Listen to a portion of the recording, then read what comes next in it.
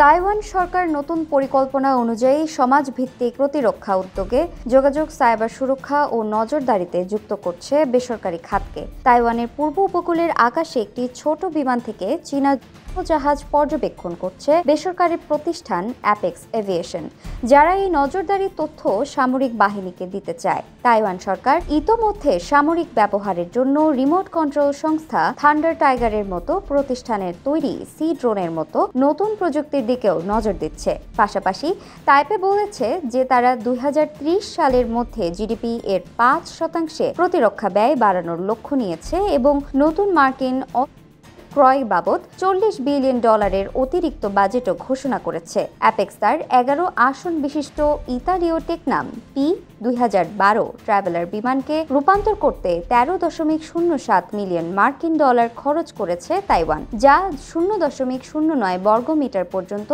বস্তু শনাক্ত করতে পারে। বিশেষজ্ঞরা এই উদ্যোগের আইনি ভিত্তি এবং চীনের প্রতিশোধের ঝুঁকিতে বেসামরিক বিমানগুলোর নিরাপত্তা নিয়ে উদ্বেগ প্রকাশ করেছেন।